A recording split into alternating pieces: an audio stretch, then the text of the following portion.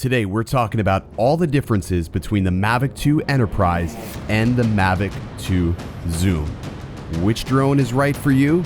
Stick around and find out.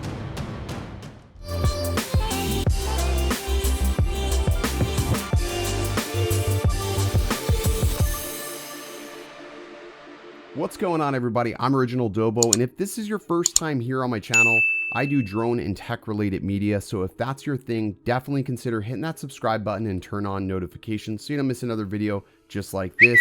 Also, if you're not already, make sure you follow me on Twitter and Instagram. I try to post there regularly, and it's the easiest way to interact with me. Okay, today we are talking about the differences, or what's the same really, in regards to the Mavic 2 Zoom, Mavic 2 Enterprise. I've gotten a lot of questions recently about the two and why they should buy one over the other, and I'm going to try to simplify that for you here today. So right out of the gate, let me just sort of state that the Enterprise is very prosumer, professional, search and rescue style drone right out of the gate. So if you don't have a need for search and rescue, or you're not going to be doing crowd control, roofing inspections, or needing it at night in any way, shape, or form, then that should make your decision really easy right away, right?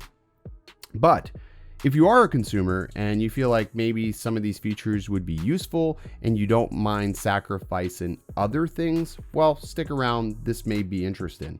So let's get into what's the same on both of these drones. Well, both drones have a 31-minute flight time, so that's the same across the board. Even though the battery is a little bit different, I'll explain that here in a moment. Both drones have the same camera. Both are capable of the zoom feature that we know and love in the Zoom. Both have OcuSync 2.0. Both share the same controller, literally the same controller across the board. However, where things get a little bit different is one has a self-heating battery. Yes, you can swap those batteries from one drone to the other. I've used either or in the Zoom and the Enterprise, so that's fine. In order to activate the heat-in portion, you have to press and hold that battery for up to 5 seconds. That's what activates it, and that's going to be like great if you were in some incredibly cold environments. That's going to allow you to carry these batteries on you and not have to worry about warming them beforehand. So pretty cool feature there. Now, where things get a little bit different is where we talk about storage internals. The Enterprise has 24 gigs of onboard storage, also encrypted capabilities as well. So if you wanted to encrypt this drive, you can totally do that in case if it goes down. That is an option that's available. Now, what it doesn't do, it does not encrypt your SD card. We're only talking about internal storage that it has that capability to do so. Currently, the Mavic 2 Zoom does not have that function, and the Mavic 2 Zoom does not have 24 gigs of onboard storage. It's only rocking 8 gigs of storage internal. The Mavic 2 Zoom is going to be using the DJI Go 4 app, while the Mavic 2 Enterprise will use the Pilot app, which is also going to work with AirSense, which is basically, I did a video on this, which is ADS-B, which allows you to see the airspace around you. Now, it works fairly well, and I say fairly because not all planes are able to be visualized on the map, but the ones that are, it's pretty cool to see commercial liners anyways and know your distance from them. The application for the Pilot app is completely stripped down. There are no fancy fun fly modes that you'll find on the Zoom. Honestly, I would be shocked if you had like police searching and rescuing for somebody and they're sitting there doing asteroids like that. That would be weird, right? They don't need that, so those modes are not there. However, if you're looking for those fun flight modes, you're going to find that on the Zoom. But what the Enterprise does have is the ability to geotag the location of video being filmed. And why this is important is because if I'm searching and rescuing and I'm looking for somebody, and let's say as I'm going through the first pass, I don't see it on my screen, nothing's showing, but I take that video back and I'm watching over it and something catches my eye. Like I see something that I didn't see when I did my first pass. Well, it's geo-stamped, so I can go back and look at that longitude and latitude and make another pass or try to find that location so we can potentially find the person who's missing or whatever it is that's happening. But that's a really helpful, useful feature that's not on the Mavic 2 Zooms. When we talk about the Mavic 2 Enterprise, what it does have is waypoints, which is pretty cool. So if you want to run waypoint missions with it, you can totally do that. That works really well.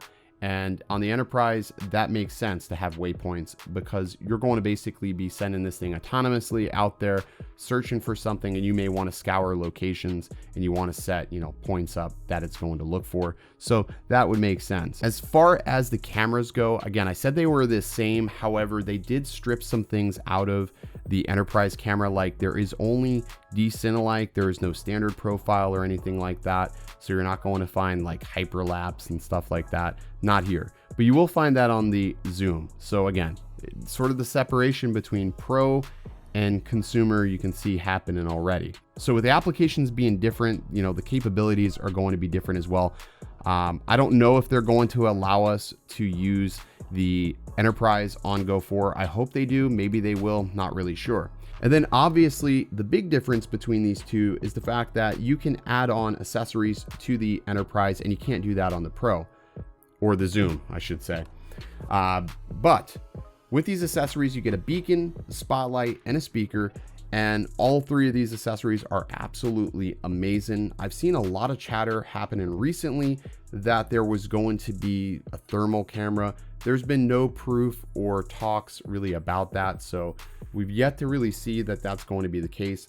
Have to wait till maybe before or after CES if they do add thermals to this.